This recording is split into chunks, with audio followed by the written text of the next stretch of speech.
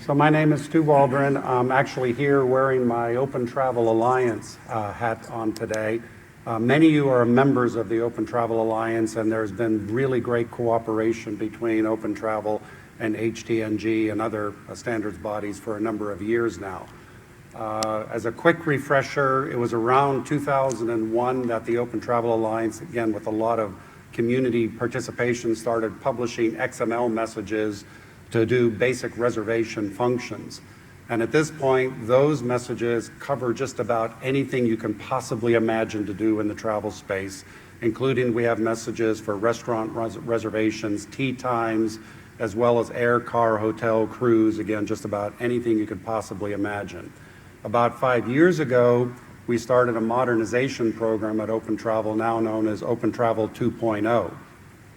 And what we started doing in that was taking everything to the next level, from messaging to actually looking at modeling the travel experience and doing things in preparation of where we could already see the industry going in personalization of travel. So it was, again, beginning to do the actual underpinnings and technical capabilities we would need, and this is something that continues to develop. So this effort is now to try to connect the dots back to how this is relevant to what Sarah talked about and the personalization and everybody else is working on today.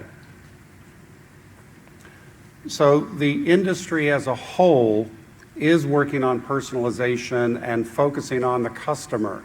But at this point, it is generally usually from the supplier's point of view to really focus on that particular aspect of the travel, whether it's the actual stay part or the transport part or ground transportation or tours. There's a lot of personalization going on, but from the total trip point of view, it is still very difficult to knit everything together in an end-to-end experience.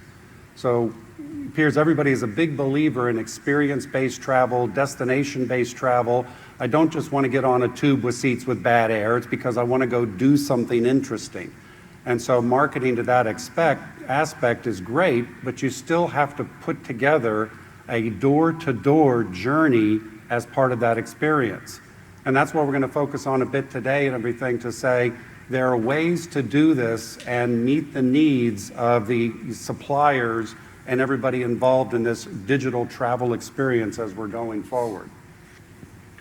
So this is a pretty typical marketing chart, in particular about NDC, or the new distribution capability that IATA and others are focused on the airline side. And I'm not going to go through the chart. The point is again, it's another look at trying to contribute and pull together that end-to-end digital travel experience. A big underlying thing that's worth pointing out in this is that everybody has expressed some of the direct booking type aspects and goals that Sarah was talking about. And the reason is, of course, is to provide the best experience for the customer. What the challenge has been through the years is if you start looking at distribution channels like big online travel agencies or the global distribution systems, most of that context is lost. Because what no supplier wants to be is at the end of the travel chain is, I'm just another seat, I'm just another bed, I'm just another berth in a train. But that is often what happens today.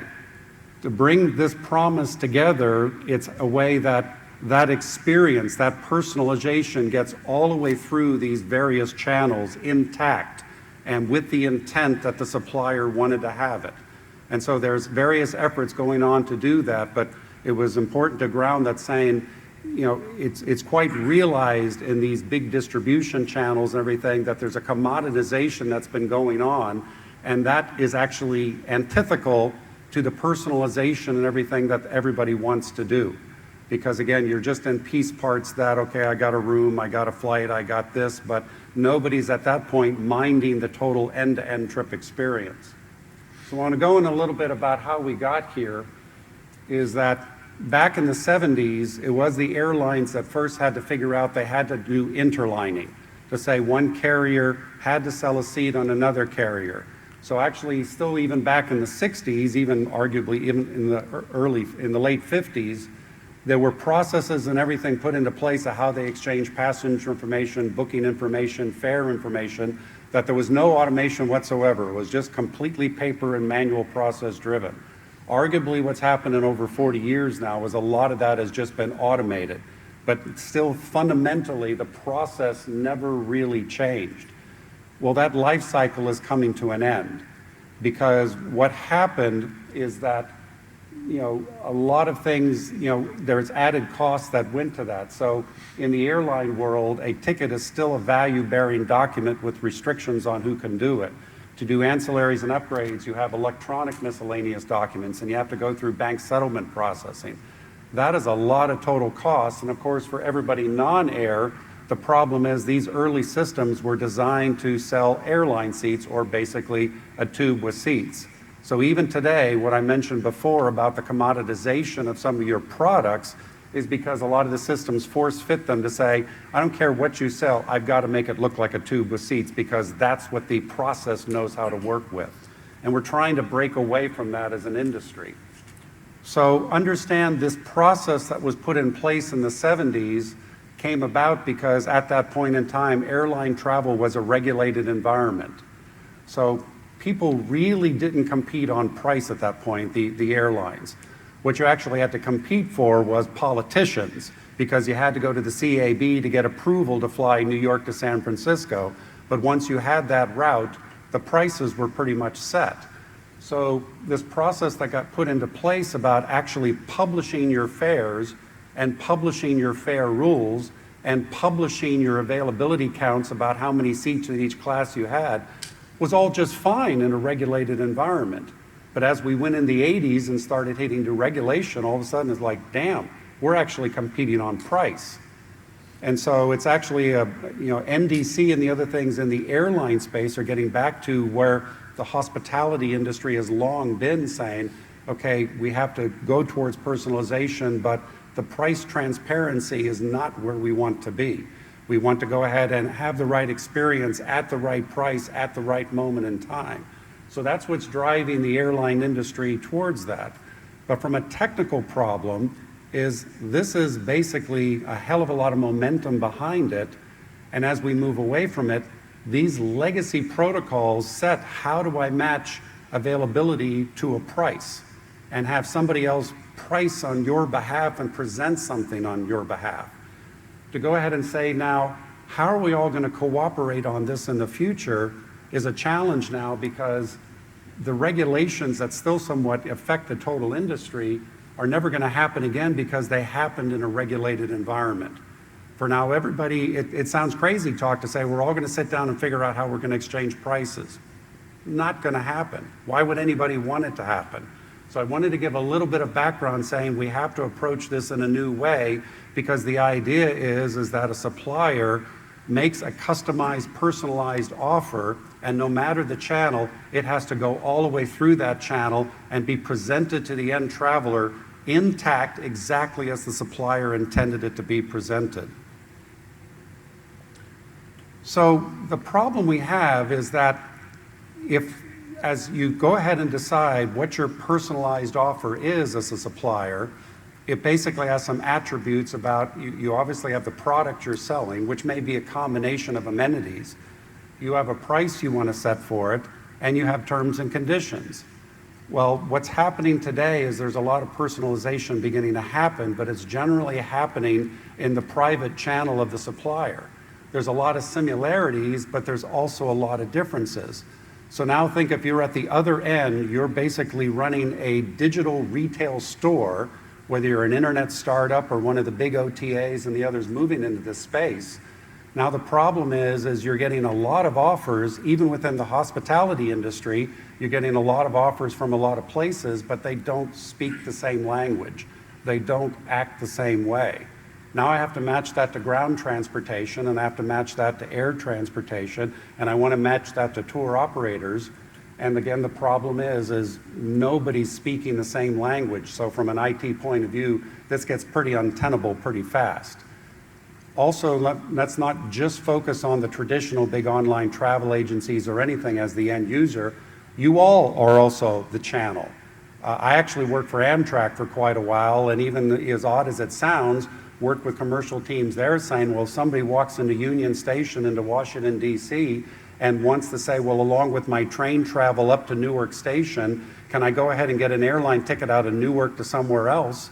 Amtrak didn't want to say, I can't help you, just go away. All I know how to do is sell you a train ticket. They were actually looking into saying, well, if a customer comes to my window, I want to be able to service that customer and answer the question and keep them as a customer. So everybody somewhat has the same problem, that is, you want to partner with people and put things together for a total user experience. We're getting into a situation here that with the kind of sophistication and personalization we're talking about, it's getting extremely difficult if everybody's talking a different language. This is also a quick example of the kinds of challenges people are looking at. This is an actual IATA reference architecture. Don't have to look at the details, but this is their representation to travel management companies for corporate travel. This is openly published on the IATA website last June. That's saying, actually, just to be a digital retailer, you're going to have a profiles database. You're going to have an offer management system. You're going to have an order management system, because you're going to have some means to combine and compare these offers and use AI ML techniques to go ahead and say, what is the most relevant offer to that travel consumer? So this is, again, you can kind of get that the scope of the problem is very real if you're talking about how do I handle offers from multiple suppliers, even in a single industry. So as OpenTravel, what we're working on is looking at is what we basically want to do is set down a definition of what is an offer. To go ahead and say, in the context that an offer would have to have a product description, a price, and terms and conditions, and also a status to say, basically, is this offer still valid? Is it in a quasi state, or is it absolutely red, just this offer is no longer valid? Because also think of response times. Everybody on the apps today wants sub-second response times. That means these offers are going to end up cached somewhere. In my normal job, everything as a distribution company, we're talking about just-in-time caches, because in a lot of cases, you're going to use the information, particularly in corporate travel, to guess what the question's going to be. So you have an instantaneous offer up on the screen as quick as possible. Other big players like Google and Microsoft with Bing and everything are going in the same direction, because you want to make that instantaneous offer when somebody's searching for something. So we have an interesting problem to say, well, how do I bring many offers together and present them out there, but still with the fidelity back to what the supplier wanted to sell, the way the supplier wanted to sell it. So it's particularly interesting that these terms and conditions, which would have to dictate, this is how I want my offer presented. This is how I want it, whether it's good for only a certain amount of time, if it's combinable with something else, what is the next best action? There are basic attributes you'd want to put in there. So what the description, or what we're trying to do at OpenTravel, is saying, don't want to tell you what the product can be. It can be anything. Don't want to tell you what the price is. Don't want to know. Don't even want to say and have any control over what the actual terms and conditions are. What we're talking about is agreeing on a structure, just saying, how are these things just described? And so saying, everybody can do what they want, but to call it an OpenTravel offer, or potentially an HTNG offer, you have to have these basic constructs that go ahead and convey the information in this way, so the digital retail shelf, whether it's your own or somebody else's, can actually automate this and begin to have a hope of actually managing these offers and scoring relevancy to say what is the best to put on the screen.